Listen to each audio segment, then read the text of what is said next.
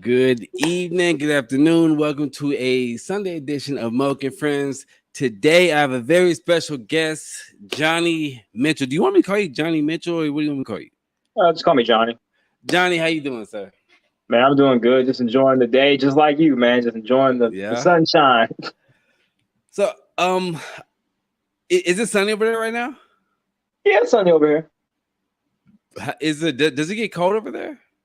Uh, Man, Washington is the wildest weather, man. It'll be sunny one day, it'll rain tomorrow, it'll snow the third day, and it'll be back to sunny on day four. So it's really like you gotta just hope to God, you know what I'm saying, what day you gonna get. I feel that. I feel that. Anyway, man. Thank you for being on here, and I'm excited about this because I have spoken very little to you. I met you through Cortland. Yeah. And I met him in I think a podcast group, and I was very intrigued by what he was doing. He was creating a video game, creating anime, things of that nature. He sends me like all the updates that he has on the game. He sends me updates. Oh, and for the people just coming in, hit the like button. I don't say that a lot, so I need to groom myself and say that a lot. Hit the like button. But anyway, and I was talking to Cortland because I was intrigued because he was a black dude, you know, in the gaming industry and in anime shit. So I told him like, yo, if you know anybody else, you know, pass them to me. You know what I mean? I'd love to talk to them. And insert Johnny. Now, I'm gonna jump right into it. I want to just get it right started. Who is Johnny Mitchell? Let's start from before the Johnny we got today. So, a little bit about me, Johnny Mitchell before the entrepreneurship was foster kid my entire life. I don't know my mom or my dad. So, that's a whole segment over there. Then you have Johnny, the military veteran. So I was in the Army for 4.5 years, did my deployment to Iraq in 2015, 2016. Hey, look, I'm gonna just keep it real. I never know how to say shit, so I'm gonna just do the generic thing with people. How do you feel when people say thank you for your service? I feel like it's generic. It is, but it's kind of like almost like a hello or goodbye type of thing with me. Like when I tell people, I was in the military, say thank. I mean, I just take it as a term of endearment. So I'll be like, I don't take nothing personal from it. I don't take it like in any type of way. But I'm like, well, for me, it's like thank you for the acknowledgement that I did something for the country. So I take it in a positive light. Well, we appreciate your service, sir. Okay, so how long were you in the Army for? 4.5 years. You went to overseas? Yeah, I went overseas in 2015 to 2016. How was that? Where'd you go? I was in Iraq for that time frame. So so you okay? Yeah, you didn't go to like Germany or somewhere. You went like no. I was in the field for a minute. I was actually in the field for a minute. So you fought. You fought. Yeah. Technically, it'd be considered a combat deployment if you're in any type of hostile environment. But did you fight though? No, I'm not fighting, man. I'm not fighting, man. Huh? I'm not a fighter, man. I'm not. Okay, so you weren't in like gunfire? No, nothing like that. Okay, because I asked that because I know if I was in the Army, I would do everything in my power not to be in that, But I was just gonna see, even though you weren't in gunfire, but they told you that like it could potentially be there, right? Yeah. So let me break down for the audience how deployments really operate. So people don't get tricked by general society. When you go on a deployment to whether it be Iraq, Afghanistan, even Kuwait, if you're over there, you're considered in a combat zone. Not because you may be in combat the moment that you get over there, but the fact is you're in a hostile environment. Me, if I'm walking around my military base in Iraq, the reason why it's called the combat zone is because at any moment, an IED might come in, a bomb might come in, rocket, mortars, things come in. So you're considered a hostile environment, which is why it's considered a combat zone. Okay. So, So mentally, how do you prepare yourself for that? Or do you just kind of just go in if it happens, it happens? everybody prepares for it. Everybody prepares for it differently. You know, it's kind of like if you were going to go for a basketball game. Some people have headphones in. Some Right. people do jog. Some people shoot around. Me personally, I kind of just went into it with the wherewithals, like, it is what it is. I got my dad kind of raised me as like, you can't tempt fate. You can't change fate. What's going to happen is going to happen. Just roll with the punches how they go. So, you know, I found out I was deploying about 2 weeks before I left. So I really didn't have the time to do all this mental preparation or anything like that. So like, you know, you're going. I was like, oh, okay. So, you know, when I went over there, you know, it's kind of like the calm before the storm, because you never know what's going to happen. You go over there, and it's every day. It's just like, you know, you might not wake up. You might go to sleep at 10 o'clock at night. A bomb comes in, wipes you off the map. You never wake up. Right. Yeah. So it's kind of a awkward feeling that, you know, you sleep, you might things not like wake that up. happen? Yeah, things like that do happen. Yeah. Yeah. You know, I worked with combat medics, with, you know, like, you know, the medical facility people. I've seen Iraqis where they have like no skin. You could see down to the bones and everything else like that. I've seen mortars come in. Jeez. I mean, there's a lot of things that you see when you're over there that, you know, if I talk to another veteran about it, it's kind of normal. But if I told a random person off the street, like, yeah, I mean, I've seen a dude with no torso from the waist below. I saw somebody get blown. I mean, these are things I'm telling you are things I actually seen. I've seen somebody with a severed limb, literally from the waist down. There was no body part. I don't know if he was on drugs, but, you know, we're walking through surveillance and you see a dude, you know, no limb, still shoot off a rocket trying to, you know, do his mission. And I'm just like, you know, that's, you know, and that's kind of, it's the stuff that you see that, you know, some people get nightmares from it, you know, some people don't. It just, you know, depends on who you are as a person, you know, so that's just me. So did it bother you? I mean, it does.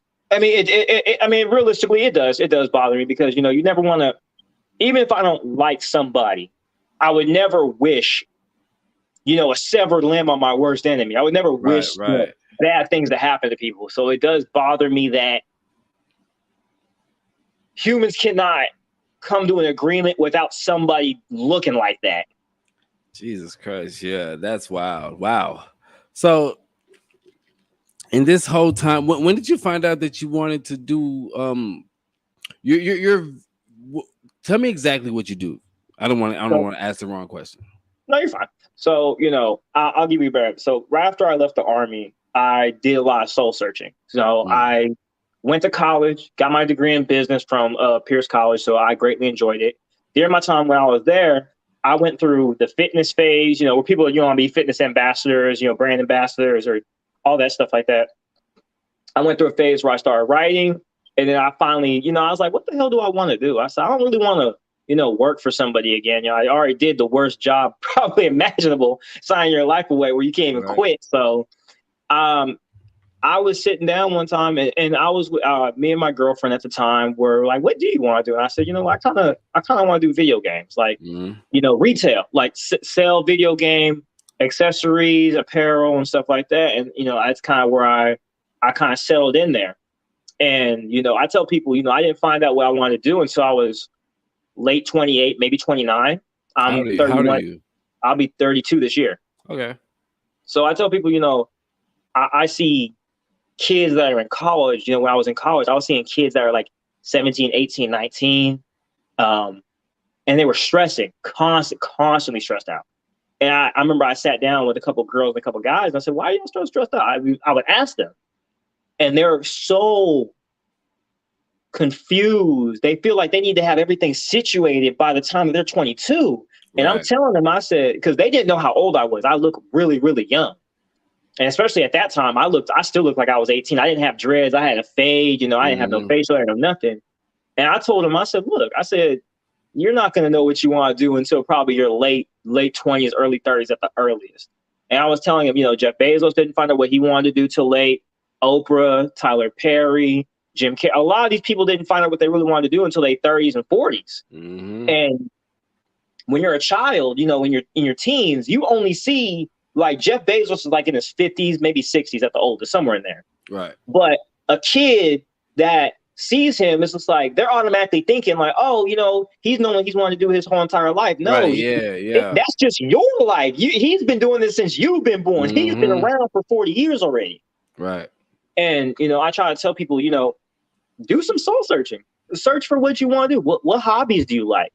What can you see yourself doing every day and enjoy it? And for me, it's video games, anime, cartoons, comic books, like stuff like that brings me joy. So I said, why don't I do something that brings me joy that other people would want to enjoy themselves doing, which is what led me to go that direction. All right. So when exactly did you realize that, hey, I want to do video games, but like this is what I want to do with it? Because Right. I feel like it's one thing to think that you want to make video games, but that's a very broad statement. Right. You know what I mean? I found out I wanted to do it. Funny enough, I found out I wanted to do it right before I turned 30. So literally from the age of 30 to 31, so really just last year I really came to the decisions like, you know what? I have no skills in computer programming, but I got this degree. I got this degree in business. Right. So what can I do here? So what I did is like, okay, so let me take my degree in business. I got certifications in leadership, management, marketing, all these skills to promote a product. But I need a product. So I started looking for Black video game developers, designers, graphic artists. I started reaching out to them and saying, hey, man, look, I like what you're doing. I'm trying to build something and I need a team. And I know that as a business owner, especially if you're building something, like you're a hands-on business owner, you don't have time to do marketing if you're working on your project 12 hours out the day. You know what I'm saying? Right. You work 12 hours trying to program something. You're not going to sit there for another 3 hours trying to feel like, let me find the perfect edit. Let me find the perfect this. Let me run these ads. Let me respond to these people. You can't do all that. So I started offering my services to different video game developers and designers and saying, hey, man, look, you want to build a game. You want to get out to market. You want to do this, that, and the third. Well, why don't we team up on this? And I told him, I said, I'm not paying you for this. You know what I'm saying? I'm not paying you for your product. I want to promote your product. Right. Because by promoting your product, it's going to help me with what I got to do in the long run. And I said, I'm willing to put up my own money to do this as long as we have a collective agreement of where we want to be at the end of the day. So, that's actually how me and Cortland met. So Cortland, he started, really asking me for a lot of advice later on down the road, as far as like business is concerned, multimedia is concerned, things of that nature. And I would give him my feedback. And I said, man, look, do not take on too many hats at once. Until you can delegate your business to different team members, you're always going to be a rat running in a wheel. You can't go nowhere. So, last year is when I kind of made my decision, like, you know what, this is what I'm going to do. This is how I'm going to operate. And this is where I'm at. So, I'm probably about a year and some change into it. So a little bit over a year into it. And so far I've gained, Amazon gave me $20,000 to expand it out. So, I mean, I'm doing something right, So the name of your company is Shadowworks. Yes. So I want to ask, what is Shadowworks? But now I did not know about Amazon giving you $20K to expand it out. So now, what exactly are you doing? So, just to reveal to the audience, which Wait. If it doesn't need to be revealed, then we don't have to reveal it. I mean, realistically, what I'm about to tell you is going to be exclusive. Like nobody, I haven't even made the announcement on any of my other situations. So you'll be the person that has the exclusive for this. So okay. So we are currently developing a video game console. That's what I'm working on behind the scenes. Wait, whoa. So, wait a second. Yeah. You're not developing a game for PS5. You're not developing a game. You're making a console.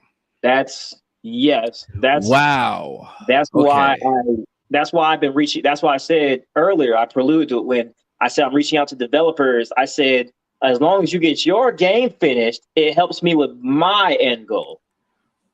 Because if they complete said game, I can host it on this console over here. This takes the conversation to a whole different plateau now, man. Wow. Before we go into that, I say before you were, I mean, you're not too much younger than me. So I say before you turned 15, what was your most favorite gaming console?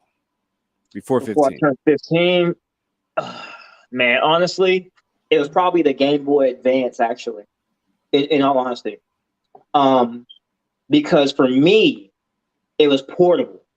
And a lot of the games, they were more strategy based than graphic based. A lot of games nowadays, they're not hard to do. It's just the graphics are so amazing. And we only get, like, for me, I remember old school video games. I could play them for 100, 200 hours and still never beat this game. Right. Nowadays, I can beat Kingdom Hearts 3. I got Kingdom Hearts 3 when it first came out. I literally beat that game in a weekend. Like, I literally sat there and just binged it in about 20 hours. Sad to say, I missed my assignments that weekend when I got it, but it was worth it. But in like about 20 hours, I essentially beat the game. And I was just like, okay, I beat the game. And now they talk about, DLC packs, expansion packs. Okay. But I started getting madder and madder with the video game industry now is because they give you a half completed game for 60, $80. Yeah. And then the DLC packs are 10, 10, 10, 10, 10. You spend like $200 on a game to get completed versus, when you were a kid playing the Game Boy Advance, I bought a game for $30 and that game lasted me months. Yeah. That's me before 15, my favorite console would probably be a 3DO or a Neo Geo. Like I remember I loved 3DOs. I wanted one so bad. I never got one, but I've been, maybe it's good that, I would probably have it just to have it, but the games, there's only like a couple games that were good. But now you speak about the DLC thing because I have a bone to pick with that too because I'm a PS5 owner and I've had my PS5 probably a month or two after it came out. Now I'm current with gaming systems. Like I've had them, from Dreamcast from on up. I don't want to say Nintendo. I'm not really much of a Nintendo player. Right. But I remember buying GTA 5 like when I was in my fucking early 20s or mid 20s. I'm 35 now, mid 20s on PS3, and now we're on PS5, and now I find myself, I bought it again, the 999 version and all that. But do you think that the world is ever gonna go back to where we get complete games? Because even with Anthem, I fucking love Anthem, but that game is, I don't even know if you can beat that game. Right. So I think we will eventually get back to complete games, but there's a major issue with consumers and with producers who produce the games. Okay. Consumers nowadays want games as fast as possible. Right. But at the same time, consumers, what some consumers want is, I see a lot of consumers that complain about graphics. Right. And I remember I told somebody else, it's like, do you want a quick game that's amazing, or do you want graphics? Right. Or do you want to be fast? Because you can't get a super high graphic game that's immaculate, this super long storyline, and all this within a year. That's in no way realistic. You need at least 1,000 to 2,000 dedicated employees to do that. Most of these studios at most have 50 to 100 employees, which is why it takes so many years to get games to market. I said when we were kids, even the especially because I'm a Nintendo person, Nintendo could pump out games like this Right. rapidly because the games weren't all so focused on graphics. It was stories. It's like, oh, 2D graphics. Let's make it this way. We got the story, we got the levels, and you can get multiple games in a year. Yeah. But I said you gotta make a decision. So the reason why I've been harping on a lot of developers now is saying there is a market of gamers that want games like Angry Birds. Some people want games that are like old school 3D Mario, like Super Mario World 3. So does this mean when you say, because when I hear somebody say that they're making a console, right, I automatically think of it with the contenders of the likes of like Xbox, PlayStation, yada yada. right. Now, when you say that there's a market for people who, and there is, because I realized last month I don't play my PS5 so much, but I play a lot of click idle games. You know what that is? Like on the phone, like YouTube Tycoon or just whatever, just games that accumulate money even if you're playing it or not. Right. So is your console going to be a one of those gaming systems that you find and there's like 80 games on it? It's going to have a lot more than 80 games, but yeah.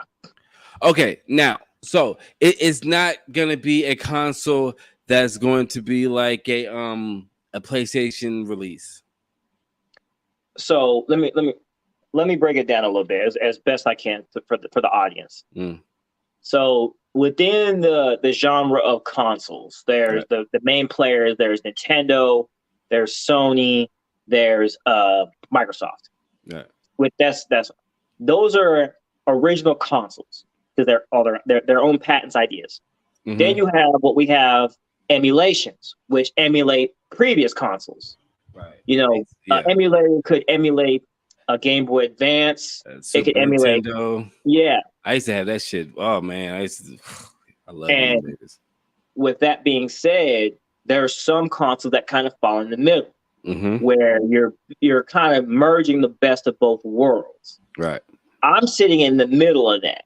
I can't give everything away, but the way this thing will work is you will be able to play every old school game that you could possibly imagine, which is the hard part. Because there's a lot of emulators, and the problem that I've seen that has with emulators is they say, oh, you can go on freaking Amazon and say, I want to emulate a console. Right. And you can get them for like $100. But when you play them, they're in foreign languages that aren't native to you. Yeah. They'll say there's 60,000 games, but it's the same 10,000 games just in different languages. Or a good amount of the games actually don't run because the $100 console that you have, the wiring that's in it is not capable of running at the frame per second speed needed to even play that game. So they'll tell you, oh, you could play Twisted Metal if you remember that. You remember the game Twisted Metal? Come on, bro. Yes, I am a gamer. Yeah. So you could say, oh, I'm gonna play Twisted Metal on this emulation $100 emulation console, but the moment that you start doing crazy moves or like that, the frame freezes because the hardware that's inside that console is actually not capable of handling that much frame per second. Yeah. Wow. So that's why people kind of are turned off by emulation consoles because they're so cheap. And, you get to play some games like, the basic 2D games, you could play those. Right. But once it starts going into the 3D, right, stuff like that, the console starts glitching, starts fidgeting, and then you start getting, or they can run hot. There's so many things that could go wrong with them. You know what's crazy is back in my day of I think middle school and the beginning like freshman year of high school, I got into emulators big, but I got into them on the computer. Right. But when I played emulators, even on the computer, even till this day, I never play an emulator that goes past 16-bit. Like I don't play PlayStation emulators. I don't play Nintendo 64 emulators just because on my old desktop, when I had my dial-up, the experience I had, I just don't mess with it.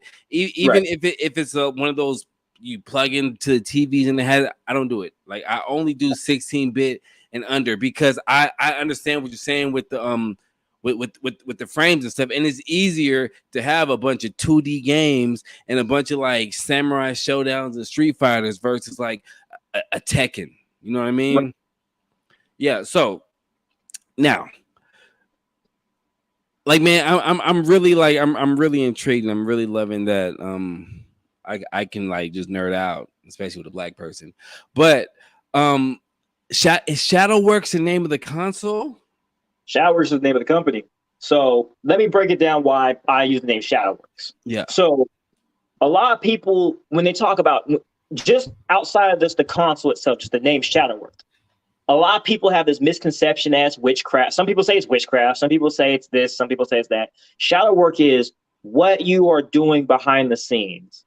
And people, like, for example, when people get rich or people get a lot of money or whatever like that, they say, oh, he's rich or she's doing all this stuff. And I said, bro, all the work you do behind the scenes is what you consider shadow work. Shadow work is taking a hard look at yourself and saying, what do I do? What do I do to get to where I need to go? It's like, what is stopping me from becoming wealthy? Is it because I spend money on fast food? Is it because am I not consistent in my goals? Am I half stepping something? It's ripping off all the band-aids and the woe is me and all these, self defeat mentality and saying, if I want to do this, I need to do the work in the dark and then bring it to the light. So all the stuff that people are seeing come to the light, you see the console, you see the games, you see the apparel line, you see all the stuff like that.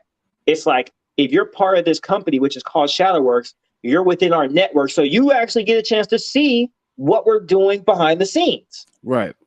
So people don't be like, oh, this company just popped up out of nowhere. Like, no, the people that are following my page, my business page like that, they're like, oh no, we've been watching him do this from his secondary bedroom all the way until he got into his office. Like, this wasn't no overnight thing. I didn't sell out to an investor gave me $2 million to do this. No, like, I started this from here and y'all get to watch me go. And that's why it's called Shadowworks.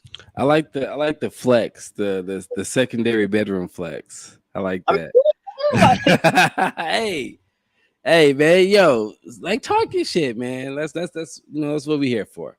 That's what it is. So okay, so the console itself, is it named Shadowworks? No. Okay. Shadowwork is it creates a console and potentially creates games. Now let me ask you this.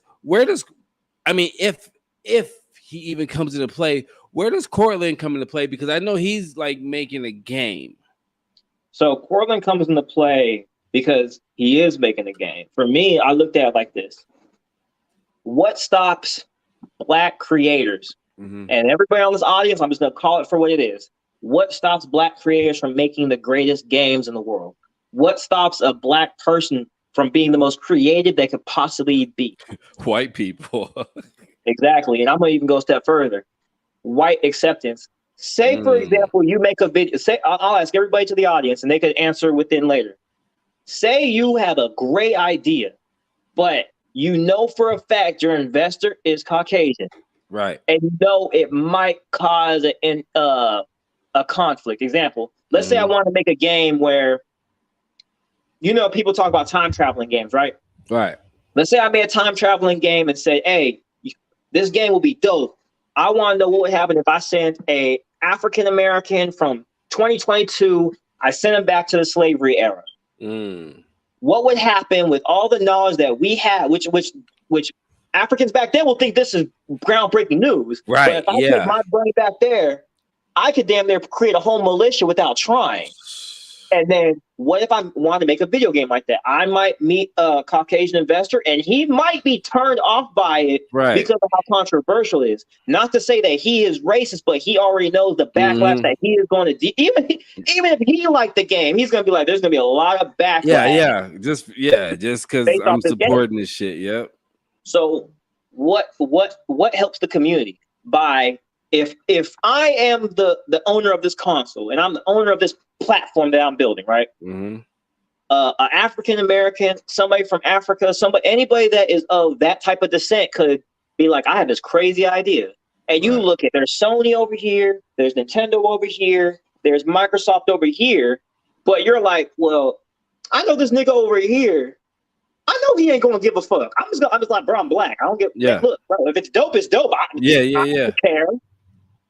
And I'm targeting a niche market. My demographic is not. I am not here to cater to white, black, Asian, everything else like that. I'm not here to cater to everybody. I'm here to cater to, hey, we make controversial games.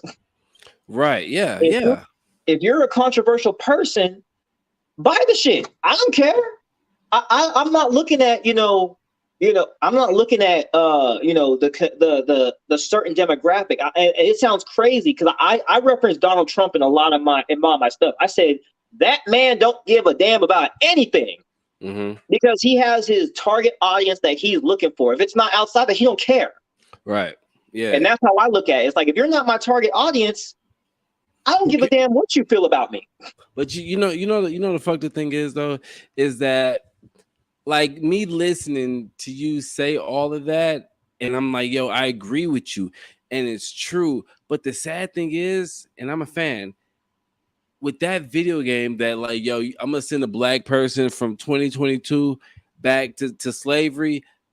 People would get on your ass about that, but if Rockstar made that shit, it would be a hit. Right, of course. Because like just thinking about that, it's like I put Rockstar in the same category as Quentin Tarantino. Right. You know what I'm saying? Like Quentin Tarantino, he can get away with saying nigger, he can whatever. And it's cool because he makes Kill Bill, he makes all this the Django, all this shit, you know what I'm saying? But it's like it bothers me that white people can talk about our history in like maybe a harsh way, even if it's like building us up. But if we do it, then it's like, yo, y'all need to get over it, bro. You know what I'm saying? Like, yo, y'all tripping. Like, who even in 2022 is thinking about that? Like, because it's the way I look at it. Because, like I said, I went to school for business, and the one thing I acknowledge is everything is run corporately. And by corporation wise is, like I told somebody, if I made a video game and like you said, Rockstar made a video game, the emotional attachment that African Americans have in America to video games is completely white because they're the people that made the games. So it's almost like, it's like, imagine your mom raised you all your life, right?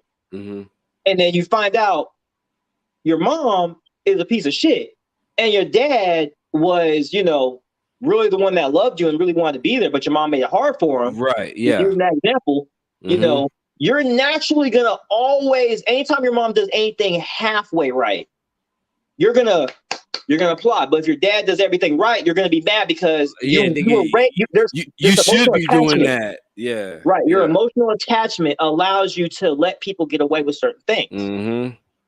And that is what, for example, I tell people all the time, Black people, we've always fucking existed. We've always been here. Right. But in the past, past 10 years, past 5 years.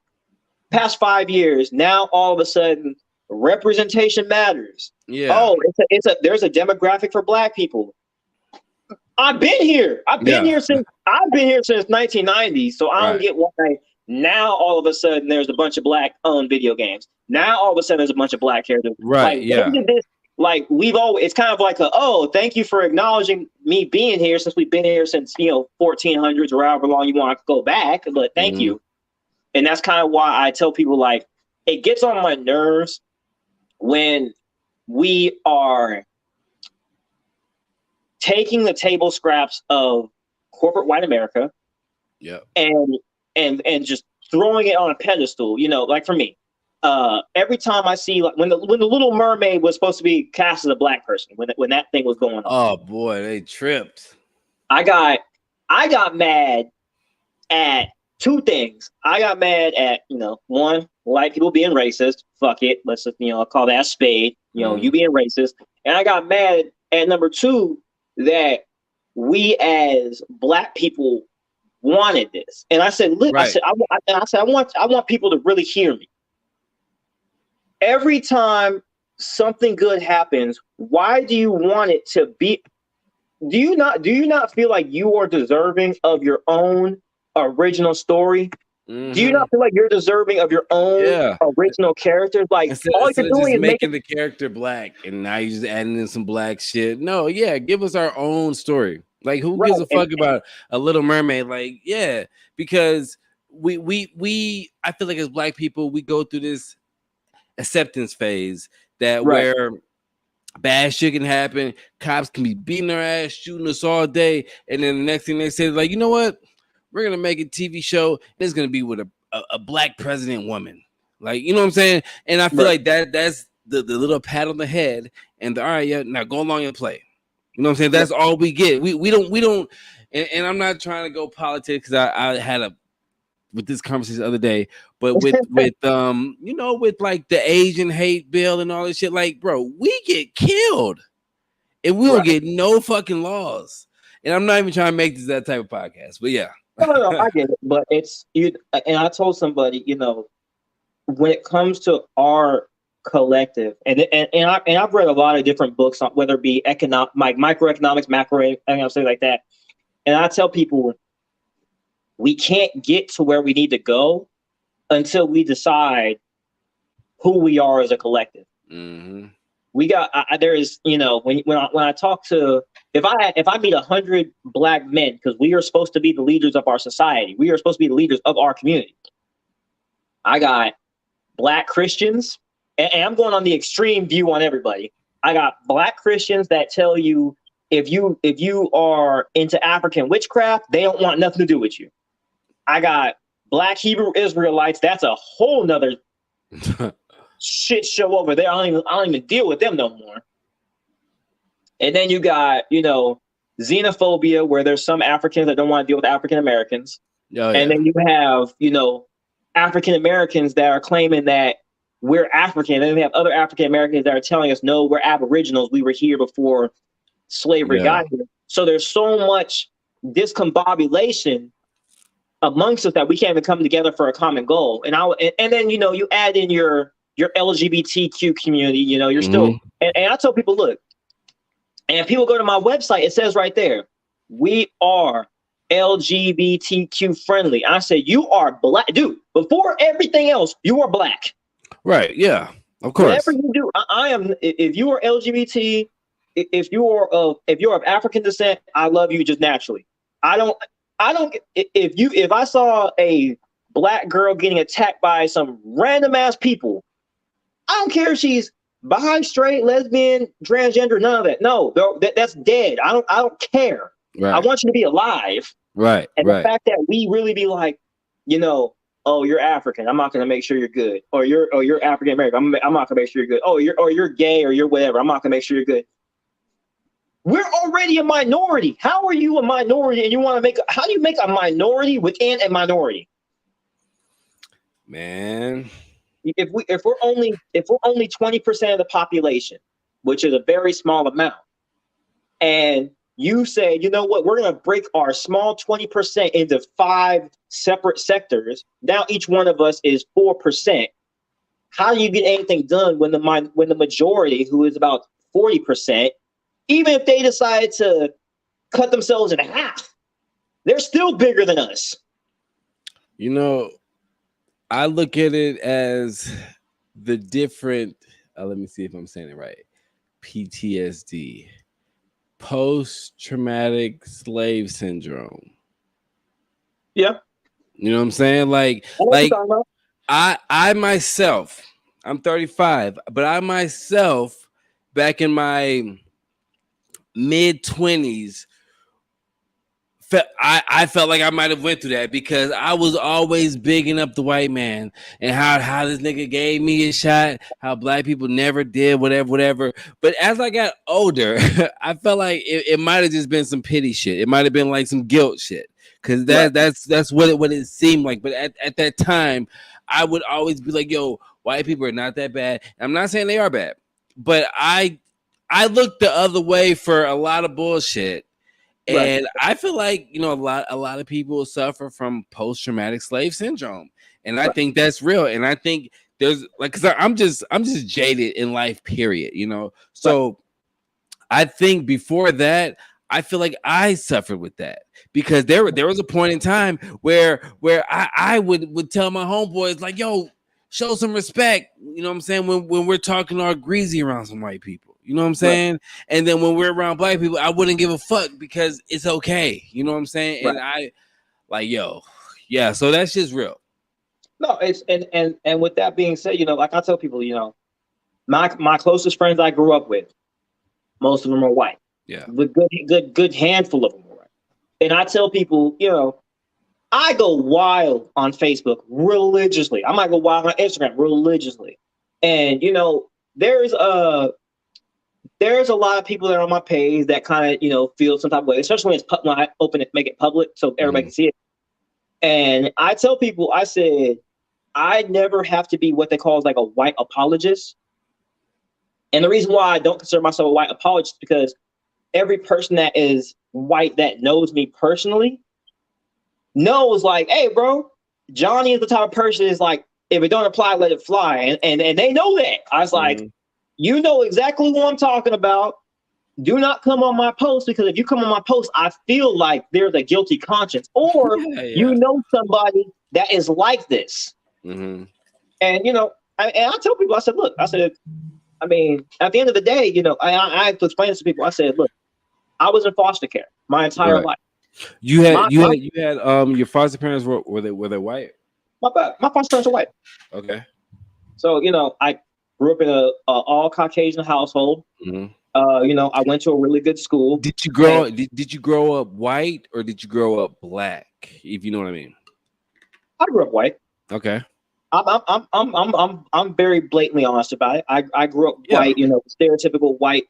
The stereotypical things that they feel like white kids would be doing, I probably Mhm. was doing all of Okay. it. But Okay. I had black friends. I had black friends through, the first time I actually met another African American was in the 5th grade. That was the first time I actually met another African When American. what age were you when you got adopted? I got adopted at 16, but I've lived with that same Oh, I mean, family I for mean, I mean, foster. My bad, foster. 18 months. I was in foster since I was So 18 months you old. didn't know, no, you didn't know no different. You didn't No, know the difference. Yeah, yeah, it was normal.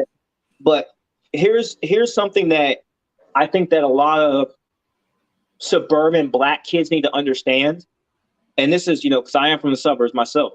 Mm. Is you you are black at the end of the day, Oh and you also yes. need to understand that no no nigga from the hood, no nigga from the trenches, no nigga like that is gonna look at you no different than you see yourself. I said Hmm. when I was in the sixth grade through high school, I've seen the most grittiest niggas from the trenches, and my mom and my dad, the grittiest niggas were at my house all the time. Yeah. Just shooting shit, chilling. Like I'm a video game nerd. Y'all see it. I'm Jujutsu Kaisen up and stuff like that. And they come over to my house. They'd see me playing the Nintendo. They shooting shit. They playing the game with me. I was Mm. watching Naruto on multiple occasions, and they come in. Oh, what that shit is, and we just sit down and start. I said, y'all. And I told Sabir, I said, stop making it seem like these dudes just be on the block. All that they're just normal people. What are you Yeah. talking about? Yeah. And that's kind of why when I engage with people from other cultures, I'm very, very open. I don't judge you based off of whatever skin tone you give me. I'm gonna Mm. go based off of the energy you give me, because at the end of the day, I'm not going to be friends with you just because you're black, because Right. all skin folk ain't kin folk. I've been That's done correct. bogus by my own people, and Hmm. I've had the same people that that are the same color as me pulled me out of some trenches that I had no business being in, and that's kind of where I come from, and I really try to harp on that, because Yeah. I see it all the time. I see a lot of suburban black kids that really start. I was like, why are you acting like that? What are you Yeah. like? I said, bro, you're not white. Like, and when I say you're not white, I'm not saying like as far as you I'm saying like you're talking to your black counterparts that aren't from a privileged area as if Yeah. they're lesser than. And Yeah, that yeah. used to really it used to really irk me. Like I remember when I used to get in fights all the time because me being from the suburbs myself, Hmm. I would see how my black counterparts that are from the suburbs are acting, and I'm like, "What the fuck are you doing?" And Yeah. he was like, "Man, I don't know why he doing that." I said, "Bro, I said, bro, I'm about to smack the shit about you, dog. Like, I don't know." And I told him, I said, "I don't know how." I remember I told the dude, I said, "I don't know how both my parents are white.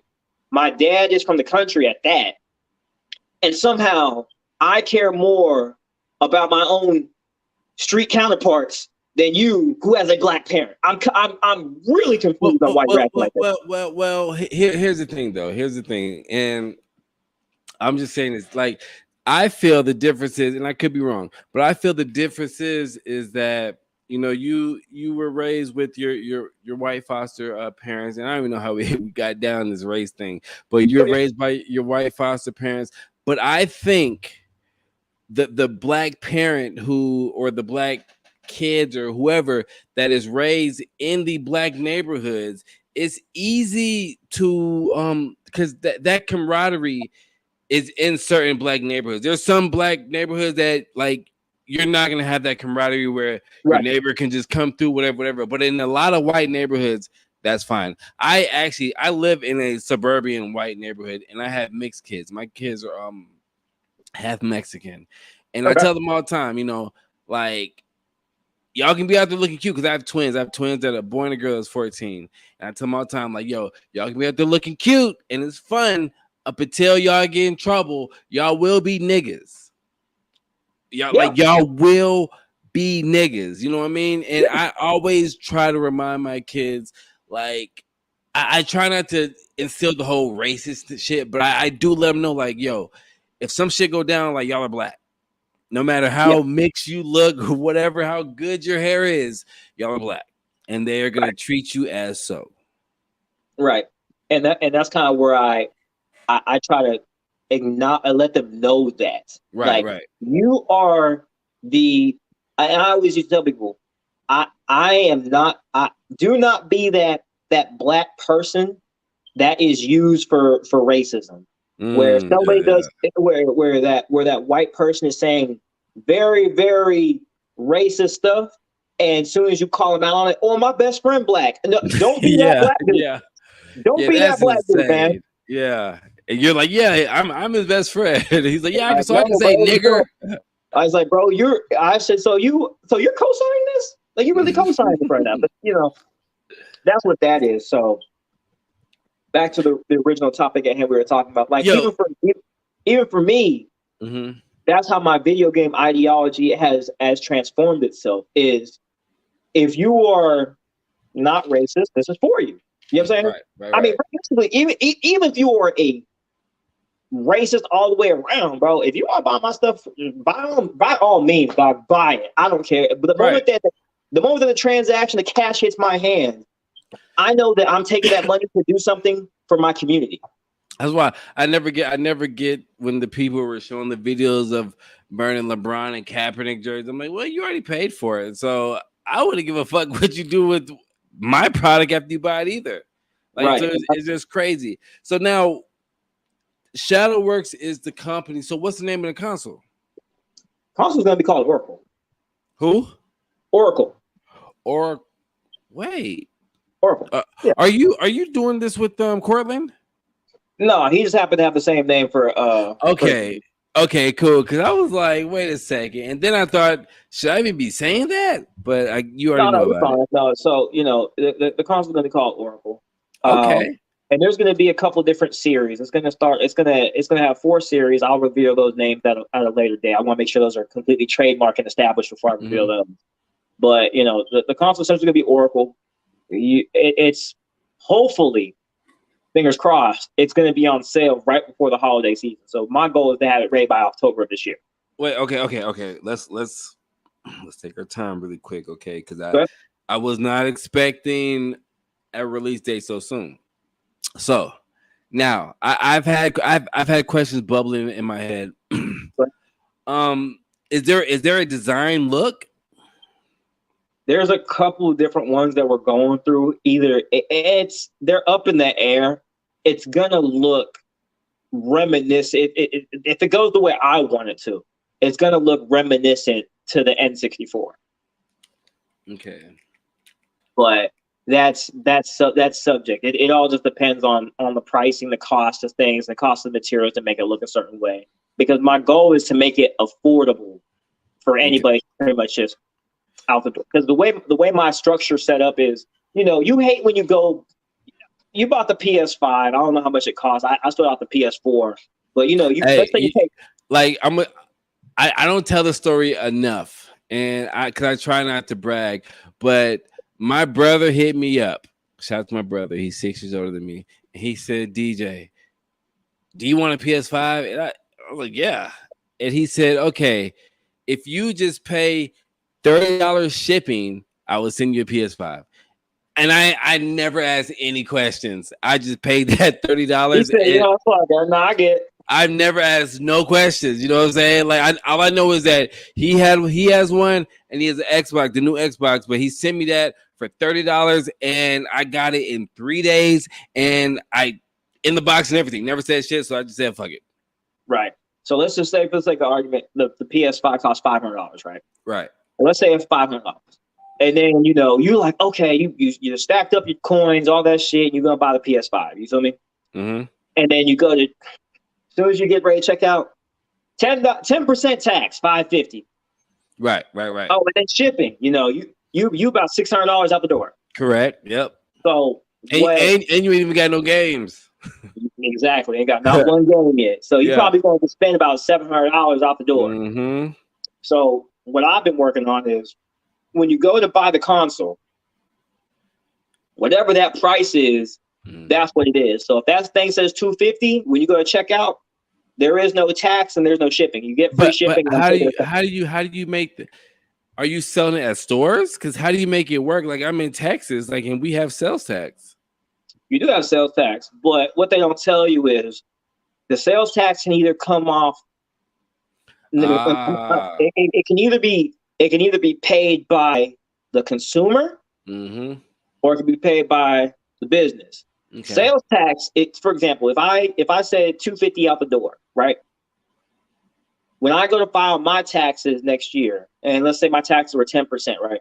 If I only sold 10 consoles and it's $2,500, right? That's what I make. They would say, okay, you owe us 10% sales tax. So for $2,500 worth of consoles I sold, I would owe $250 in taxes, right? Right. Usually we would be like, oh, usually the consumer is one paying for that sales tax. Right. So, that $250 is mine, and that extra couple dollars I put in another account. This is for business people. You put that in another account, and when tax season comes up, you pay the taxes for that, for the sales tax. I'm taking the sales tax on. So when you order it, it's just, this is how much you pay.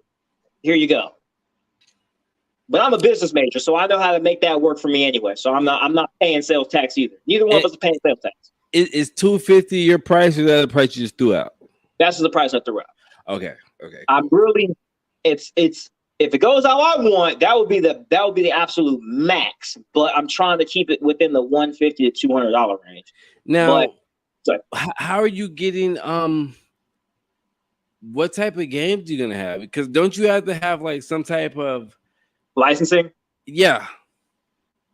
So you need licensing agreements if, one, you don't own the games, or two, you're going to a major studio and you're trying, like, for example, if I wanted to get like a Capcom game, I would have to essentially go to Capcom and say, hey, I want to officially license this game from you for XYZ amount of years, and I have to pay so much for it.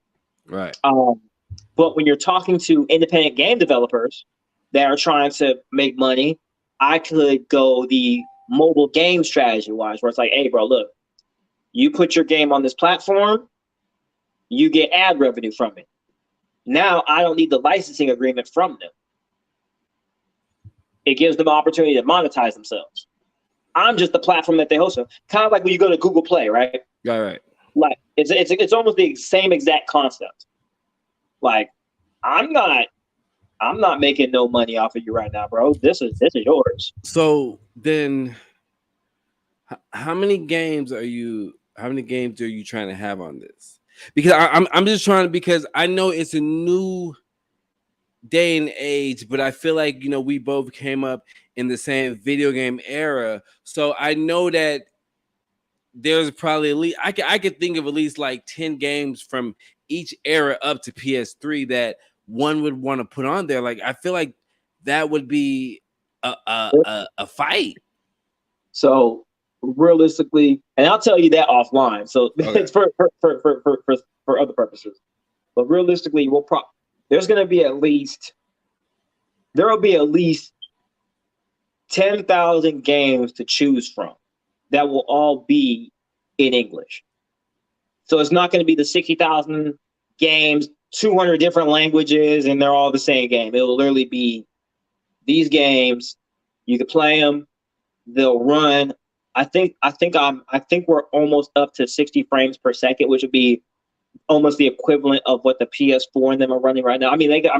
PS4 and them can run up to like 120, Yeah. but most games aren't running at 120 frames per second anyway. Like, except for like very few. Right. Wow. So I think we're probably just, if we're not at 60 frames per second, we're probably just under it, which will run probably majority of every console except for maybe the 4 and 5. So why do you want to go with the N64 look? I like the classical look, and it's so you have to make the design based Something off of how much relatable. hardware.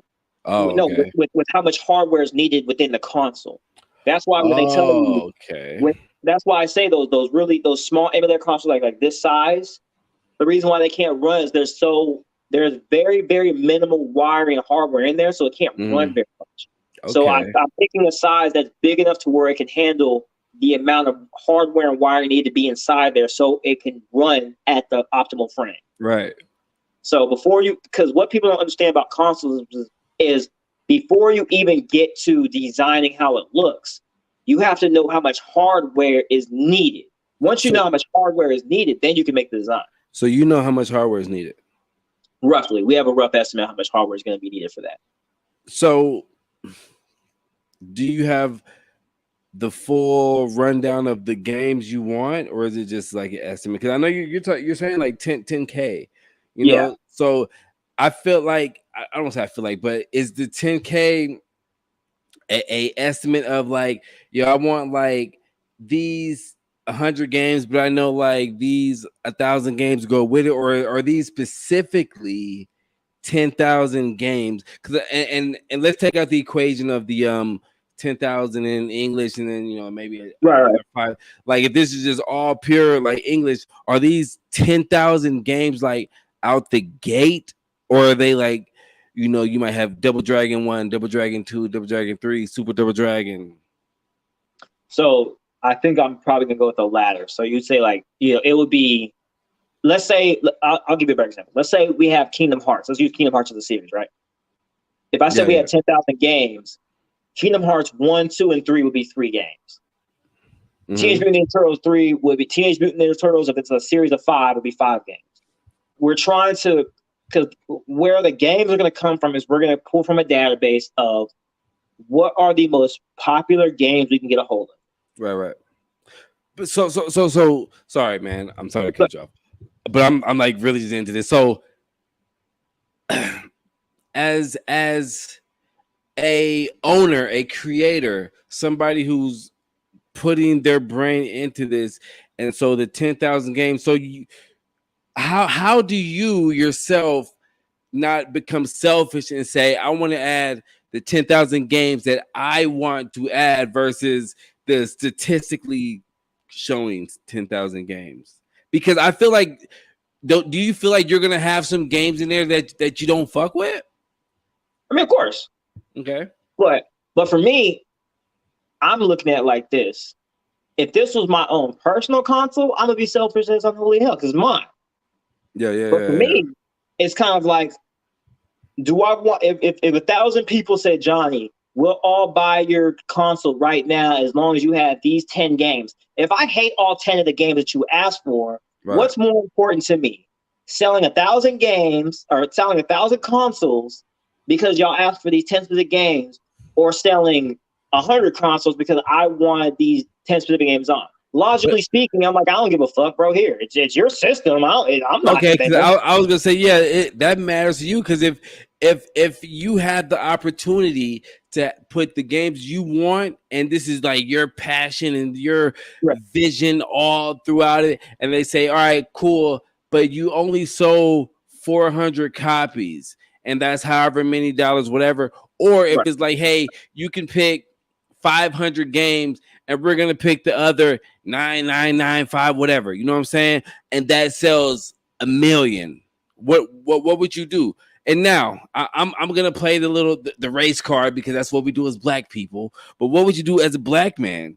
I mean, because is that going against your integrity? as far as like if I was if it was a if a, okay, I'll give you an example. If a white person, if a bunch of white people approached me and said we would buy your console if you remove, I'll even go the opposite direction. If you remove these controversial games, Yeah, yeah, yeah. the general populace of Caucasians will buy your consoles. Mm-hmm.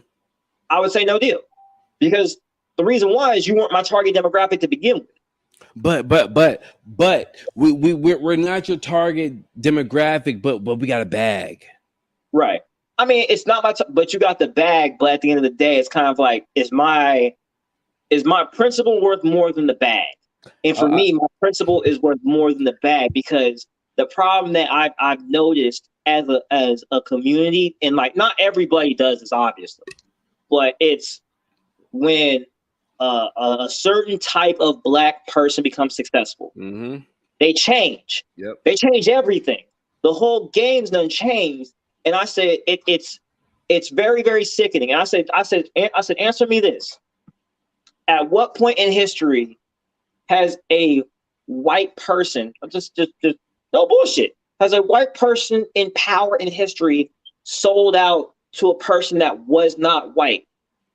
I've never seen a white person in power sell out to a person that was not white. Now, Russia, US, Europe, Britain, that they're I, all still I, Caucasians. I think Vanilla Ice might have. I think he might have did some shit where Suge punked him out. But yeah, I get what you're saying. I'm just Right. making it true. But he But didn't yeah, but he didn't, but like I said, nobody sold out. But right. if I look at our group, Right. every chance that they get, a lot We, of them we, be we like, look forward to selling out. Selling out to us right, means that we made it. right. But Yeah. there's it's principle and integrity that Mm-hmm. you gotta be willing to stand. Are you willing to sacrifice to get to where you need to go? Like, and that's kind of where I sit at. I'm like, hey So man, look, I respect this because you're not. I mean, you don't seem like a broke nigga making a console for a money grab, and I like that. Like I really fuck with your answers. You know what I'm saying? That's why I kind of was throwing them out there. Like you seem like like you're doing this and this is your way, or it's like yo, like it ain't happening. And I right? fuck with that hard. It's not, because somebody has to, because the moment that a person in power, or somebody that is a representative of our community, Mhm. the moment that that person yields or sells out to a person of another group of people, you were the representative for your people. So now they're going to treat every one of y'all like this. Right. If I was the billionaire black dude that made the ultimate console and I sold out, like I just, for whatever reason, I changed my whole platform. Everything is weird, discombobulated, and I just sold it off to Microsoft for whatever reason, right? Mm. Now, every time a person that African American person is trying to strive to the top, trying to get here, that Microsoft person is gonna be like, bro, we had an African American billionaire that sold us off. You think we ain't Right. gonna? You ain't him, and he gave up. So why? They'll just let you crumble. Like we're not gonna buy your thing unless you change, and if you don't change, you have nowhere to go. So, you're supposed to lead by the example, and that's something that I learned, just naturally. It's like, they say treat people the way you want to be treated, which is, that's how you're supposed to act towards life. Yeah. I say if I let something bad happen to me, that means I will let it happen to somebody else. You're supposed to care about yourself before anybody else. And if I let somebody violate me, why would I not let them violate you too? That's fair. That's fair. Yeah, that's true. So, as we kind of come to an end, so when do you start working on the design? The console design it'll probably be ready around August, September. Okay.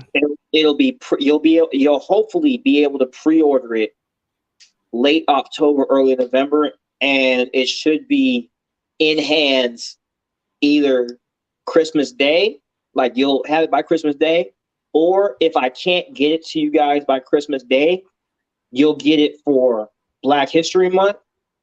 And I got something really special dropping for everybody, not this Juneteenth, but the following Juneteenth. There's a lot that I'm working on that I wasn't going to be able to get it done this year. So I have to give it at least 18 months out. Sounds like Juneteenth, I could have everything sitting in place, right, for everybody it's going to be wild. Now, I do have other questions about the console, but Sure. I'm probably going to email you those because it's like I just want to know the whole, you know what I'm saying, without you giving you want the behind the scenes stuff. Okay, that's fine. Yeah. Without somebody else trying to come and stealing the idea. So how do you go with this after seeing people like Soulja Boy? Like Soulja Boy has the Soldier console or whatever.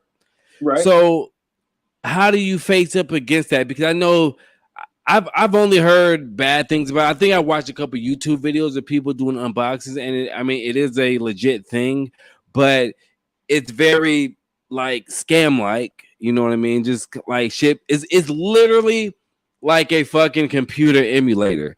Like literally like a computer emulator that kind of works, just threw some things on there.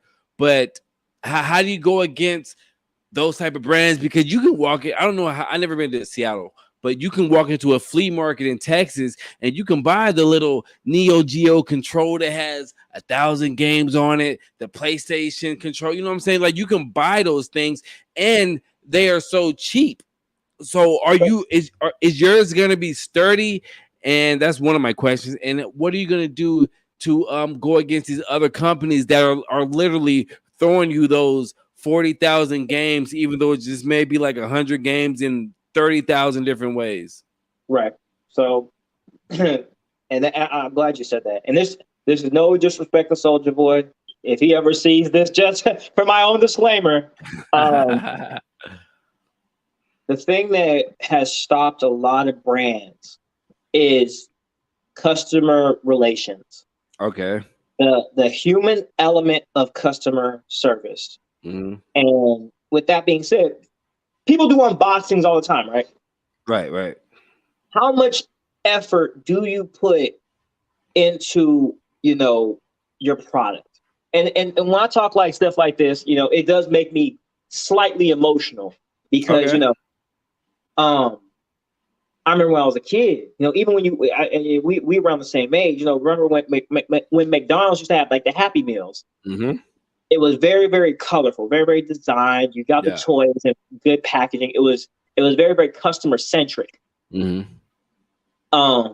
Which is what I pride myself on. The reason why everything is taking as long as it does, because people say, "Oh, you could do this, this, and this, and be ready in a couple of weeks." Because realistically, you could.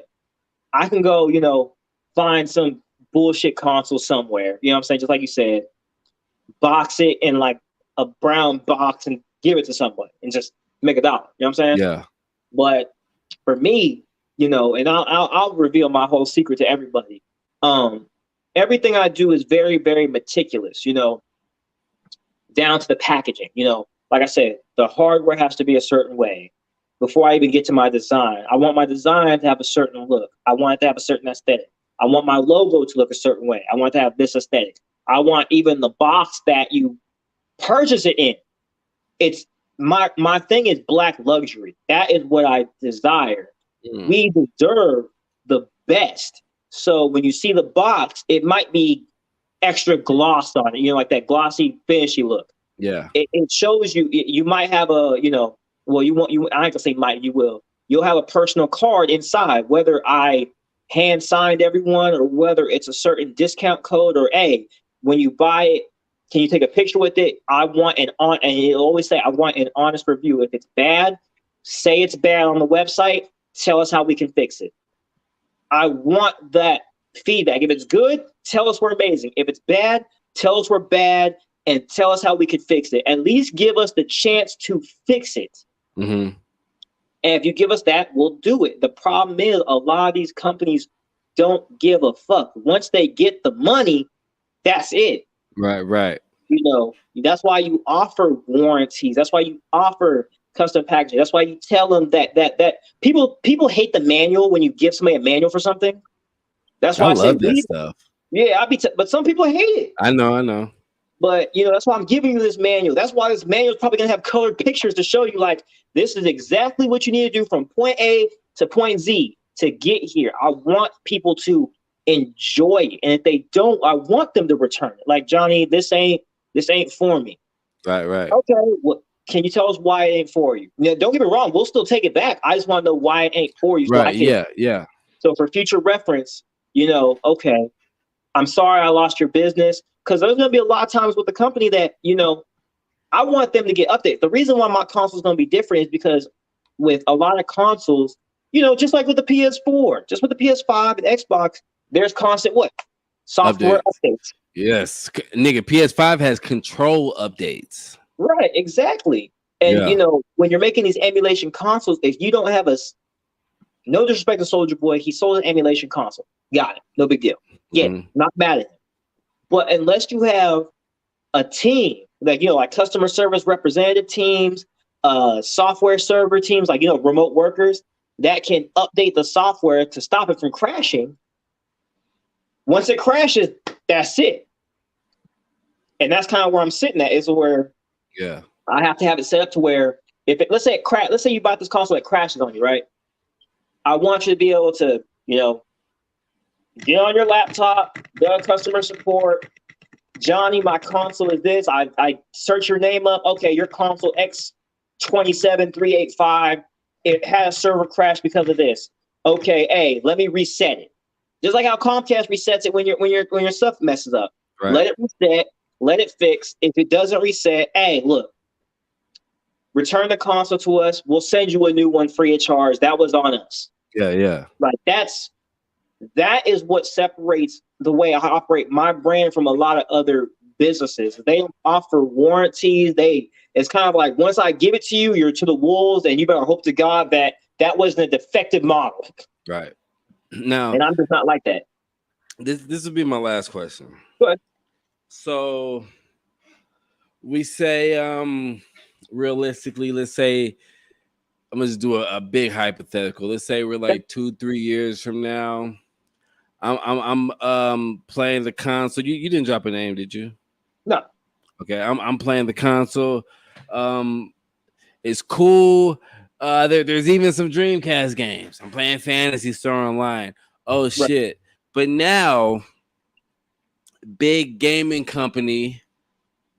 I feel like it's like Big Pharma. Big gaming company comes in with a lot of money and says, "Yo, we fuck with what's going on right here. But how about we give you $1 million extra if we can add some ads on your games?" Now, I know that that has been the talk between the Sony, PlayStation. I don't know if it's been Nintendo, but I know between Sony and Xbox that they've been talking about putting ads on games. I bought YouTube Premium just so I don't have to fuck with ads. And I feel like it's going to be something crazy where you're going to have to buy where you won't have to get ads. Right. Would you ever if somebody, because I mean, I feel like anything can be bought, but if somebody offered you the right amount of money, would you put ads on your console? And how do you feel about ads being introduced to gaming systems? So, a couple of statements. One, I would automatically take the $1 million, and here's why. The only thing that would change for me specifically, it based off of the model that you're giving. So I haven't given you my pricing structure yet, so that's probably why. Mm-hmm. But if somebody said, okay, we'll give you $1 million, but we want to add ads to your console, right? The only thing that would happen is I would open my floodgates and say, hey, everybody that has my console, you keep paying your monthly premium or whatever like that, right? Whatever you're paying, don't matter. Mm-hmm. You do not get the ads. The only thing that's going to happen is to say, hey, if you can't afford to pay this month for whatever godforsaken reason that you go through, happens life, drop down to the free tier. You get a couple of ads, go about your day. The only thing that's going to happen is it's going to open up the floodgates to, hey, you can have a free tier. Gotcha. Yeah. I told somebody the only problem I would have with Sony and Xbox running ads is if I'm paying $10 a month and you're still putting in ads. That's when it's going to become a problem. Right. Yes.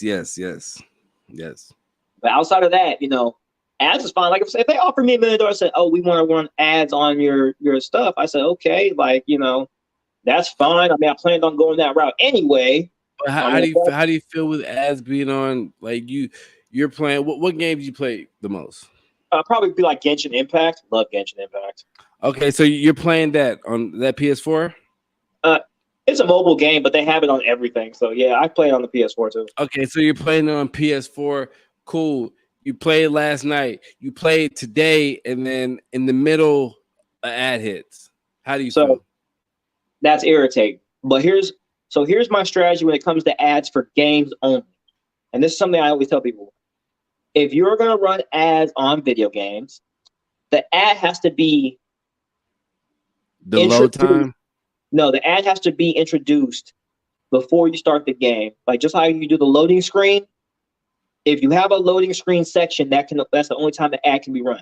Just like how we always tip that those, like we say, oh, you're going to a new server. Oh, your tips and tricks, whatever like that. Yeah. That should be the ads. That should be the ads. Because if you're doing it in the middle of missions, co-ops, or stuff like that. Yeah, I don't think that would. Yeah, but what if it says to take these ads away, pay $10 a month? Because now on PS5, man, like the load time is like close to nothing. You know what I'm saying? Like when I play 2K, right when it has a screen where you can pick what team you want to be on, I press start. 2 seconds, like it's doing jump ball. You know what I'm saying?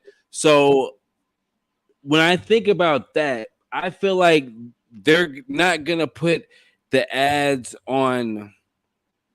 I feel like the ads won't be on online games, but I feel like the ads would be on games that if you can skip, you know what I'm saying? Like if you hold X to skip, it will hit an ad. Right. If it's an offline game. Huh? Like if you're trying to skip cutscenes and shit. Yeah. I feel like that would be an ad. I don't know, but I feel like it would only work with games that are connected to the internet, because I feel like you can't throw ads on games if they're not connected to the internet unless it's the same ad over and over, just in like random orders or something. Right. No, it's true, and that's pretty much what it would be. Like I said, when it comes to ads, it's the problem that has now happened is we're back to cable again, where we paid all this money to not have ads. But now we have so many streaming sites that we're almost back to cable. And now companies are like, we need to do something to get this money back, which is where ads are coming. Because it's going to be an infinite loop. It's just kind of like Vans were popular at one point. They went back, and then they're going to be popular again 20 years. Same thing with Jordans. They're not popular right now. 20 years, they're going to be popular again. Everybody's going to want them again. It comes to infinite loop of things. So for me, it's just like, is ads coming? Yeah, ads are coming. Right. Am I bad about it? No. The only thing that I tell people is if you are going to run a business just as a whole, you have to be ready to adapt to every new trend. or you kind of get left behind. I mean, you saw what happened to Blockbuster. You saw what happened to Redbox. You saw what happened to Yeah. Hollywood Video. Mm-hmm. All the stories. People don't know that Blockbuster and Redbox were both offered Netflix before it became popular. Damn. When Netflix only had, I think Netflix only had 2 million subscribers at the time. They offered it to, they offered it to Redbox. And they said they offered it to Redbox. They were willing to sell it for $2 million. Redbox literally laughed at them. Like the dude that owns Netflix said it. He's like, they literally laughed him out of the fucking conference because he said he wanted $2 million for it. And now look at Redbox. Doesn't even fucking exist. Right. And you know, before Blockbuster shut down, I remember it was when Resident Evil 5 came out and they had they started doing subscriptions where you just pay monthly and you can just take, and I was like, yo, this is the best thing ever. And probably a little bit after Resident Evil 5 came out, like that shit was gone. Right. Man, that's just kind of what it is, because when it comes companies that make an absorbent amount of money, a lot of them back in the day, not so much now, but back in the day, they were like, they didn't want to try new things. It's like, whatever's tried and true and tested, we're going to stay here. Right. Like that's why I say, always make a food business because everybody's always going to want to eat. But I always tell people, everything that's always guaranteed does not make you a billionaire. It does. Everything that makes you a billionaire is something that's off the wall, out of nowhere, shot in the dark. Yeah. But that's kind of where I'm at. I'm like, what I'm doing is like, do I expect to be a billionaire off this? Hell no. Do I expect to make millions? Hell yeah. I mean, if I don't make $1 million, then I feel like I failed at that point. Right. Even if somebody said, John, you're making $500,000 a year, and I still feel like I failed, dog. I'm worth more than that. So, because my goal for my business is to have 10,000 employees. I don't care about the money to the degree where I need to be a billionaire. But I told somebody the way my brain operates is if somebody said, I'm giving you $1 billion contract right now every year, what would you do? I would tell people I would hire as many people up until I'm only making $10 million. Because for me, I'm like, bro, look, I said, I can live. If you could, the average person can live off $1 million a year. I don't get how people are like poor at that rate. Right. So for me, I'm like, if somebody gave me $10 million, I would spend the other $990 million on employees. I'd be like, man, look, what do you guys need? Like, because if I have $999 million, what can I do? Make a better console, have more employees, customer service would be off the chain because I would have so many people ready to answer the phone. Yeah, yep. It's kind of like I'm more customer and employee centric than I am money centric. I care more about that than me, making XYZ amount of dollars. It doesn't really matter to me because my dad worked at Walmart my entire life with me growing up. Yeah. So I've always been able to operate with less. My dad worked at Walmart and somehow we still had a house, we still had food, we were still able to travel and do things. So for me, I'm very minimalist.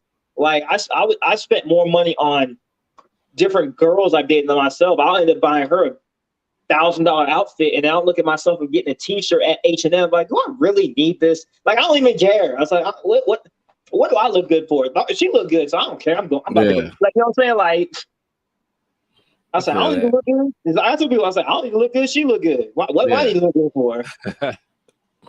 So, tell me, is this right? Is everything spelled right? Yeah, that's shadow work. Yep. So this is your website. Yeah. And this is the overall company. Yes. And so when people go to Shadow Work, what can they expect? So when they go to Shadow Work, it's very, very bare bones and dry. It's our mission statement. It's what we got going on. If they type in Shadow Works on Facebook, they'll go to our Facebook business page and they'll start seeing everything we're doing behind the scenes, which is why I tell people, go to my Facebook, go to my Instagram. And is it spelled the same way? Spelled exactly the same way. Okay. You type it in and you'll start seeing all the stuff that we have in store.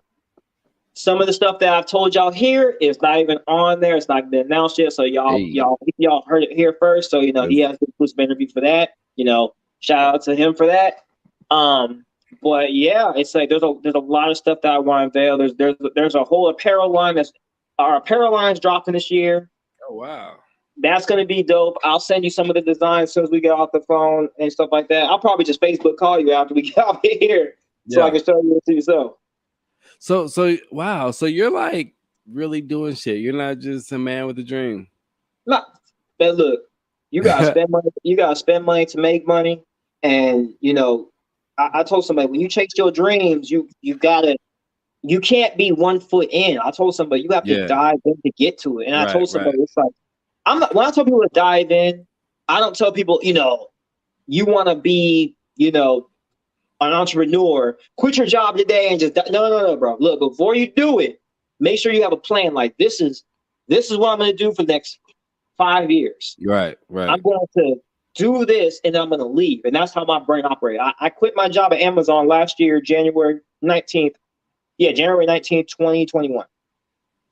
Have not had a job since then. I refuse. I told myself I'm not going back to work. I refuse. And I've been getting grants for my business. Like I said, Amazon paid me 20 grand to expand. There's another grant that's pending for me for 100 grand, or no, 105 grand from another company. Wow. So I said, I'm not going back to the workforce. I said, I refuse. It's nothing. I have nothing against anybody that works a 9-to-5 job. I don't disrespect. No, I love everybody that has their dream that they're chasing. I just say, for me personally, due to me having ADHD, I can't focus on normal day-to-day jobs. Right. And so for me, I always had, like, for me having a job, for a year at Amazon was hard because my brain is always focusing on cartoons, video games, animation, business plans.